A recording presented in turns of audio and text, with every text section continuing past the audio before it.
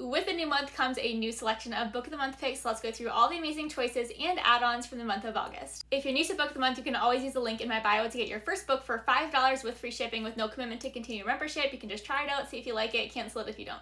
First up, we have to talk about Forget Me Not by Stacey Willingham. This is one of my favorite thriller authors, so I'm so excited for this one.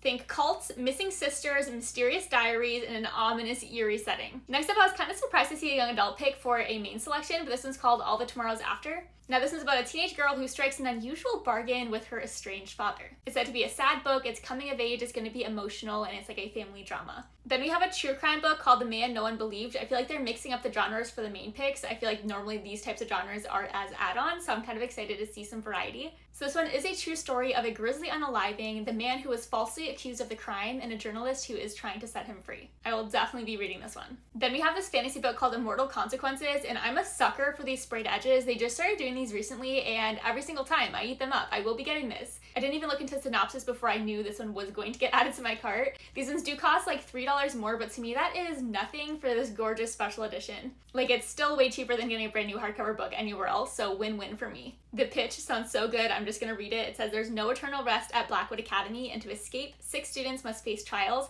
that are deadlier than ever. This one is over 400 pages and has queer themes to it, so I'm so sold, I will be getting this. Now lastly for our main picks, but we do have a few add-ons afterwards, we have Seduction Theory, which is a literary fiction. Literary fiction is not my typical genre, but this one sounds really fun. It says, struggling with your MFA thesis, just fictionalize your advisor's real-life marriage issues, and enjoy the fallout. And then we do have a few new add-ons. The first one is called The Book of Lost Hours, and this is a historical fantasy. This one says, after meeting in a magical library, 2 lovers are torn apart when the Cold War finds a new battleground, time itself. I do have a copy of this one already, so I'm not getting it from Book of the Month, but I'm very excited. This premise sounds amazing. Then we have another fantasy add-on. This one's called Hemlock in Silver. Now this one I will be getting. This is a dark Snow White retelling, which, like, say less, that's all I need to know. And lastly, for our add-ons, we have this contemporary fiction called The View from Lake Como. Now this one says, how do you cure a broken heart? For this Jersey divorcee, a trip to her ancestors' Italian hometown might just do the trick. It's supposed to be inspirational and it has a love triangle in it. Contemporary fiction's not my typical genre, so this one I'll probably see the reviews of to decide if I want to order this one, but it's a maybe for me. Alright, that is all of them. I'd love to hear what you're picking if you are a Book of the Month member, because I definitely have a few that I'm for sure going to pick, but I definitely also have a couple of open add-on spots that I need to fill up. So let me know what you're choosing,